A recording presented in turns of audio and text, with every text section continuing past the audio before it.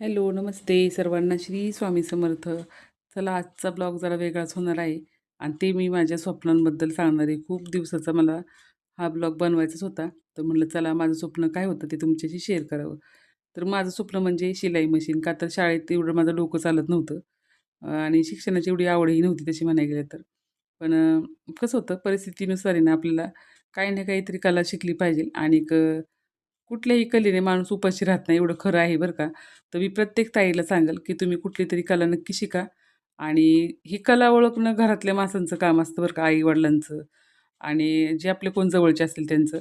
पण ही कला माझी ओळखली माझ्या नवऱ्यानीच आणि हे आता जी मी तुम्हाला बोर्डची पूजा करून दाखवते ना, ही मी स्वतःलाच माझा खरंच सांगते मला खूप अभिमान वाटतो. का तर आहे ना, शिलाईचा कोर्सपासून ते हा बोर्ड येईस्तोपर्यंत खूप मेहनत होती माझी ह्या पाठीमागे आणि माझ्याकडे शिलाई मशीनसाठी पैसे पण नव्हते. तर मी डबे वगैरे बनवून त्या पैशातून मी शिलाई मशीन घेतलेली आहे. आज माझ्याकडं 3-3 मशीन आहेत. तर हे फक्त स्वामींची कृपा आहे आणि माझ्या नवऱ्याची भक्कम पाठिंबा. आता त्यांनी माझी ही कला माझ्यात आहे हे त्यांनी ओळखलं आणि माझ्या ह्या स्वप्नांना त्यांनी पूर्ण केलं बरं का. हे स्वप्न माझं कधीच पूर्ण नसतं झालं का तर खूप पाहुणे-रावणे होते असे, की त्यांच्याकडे मशीन असून सुद्धा कधी मशीनला हातसुद्धा लावून दिला नव्हता. आणि आज माझ्याकडे 3-3 मशीन आहेत आणि आपण कोणाला दोष देत नाही बरं का. तर जे त्यांनी केलं ते चांगलंच केलं. मशीनला हात लावून नाही दिला. तर त्या ह्याच्याने मी उलट हुरपाने मी जास्तच कष्ट घेतले आणि छान असे माझ्याकडे आता 3 मशीन आहेत आणि स्वामींचा आपला हात असेल ना पाठीशी, तर काहीच घाबरायचं कारण नसतं.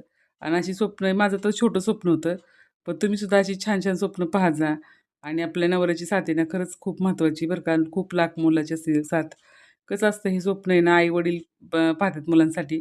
पण माझं स्वप्न हे माझ्या नवऱ्याने पाहिलं आणि ते माझ्याकडून पूर्ण करून घेतलं त्यांनी. तर मला खरंच सांगते मी खूप मला चांगला आणि खूप अभिमान वाटतो त्यांचा, की त्यांनी हे स्वप्न माझ्याकडून पूर्ण करून घेतलं आणि मला ह्या लायकीचं केलं, की मी काहीतरी 4 पैसे कमवू शकते. तर तुम्हाला सुद्धा माझा आजचा अनुभव कसा वाटतो मला कमेंट करून नक्की सांगा.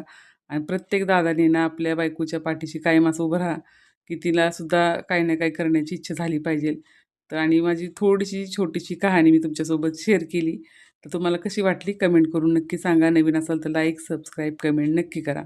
श्री स्वामी समर्थ. जय जय स्वामी समर्थ.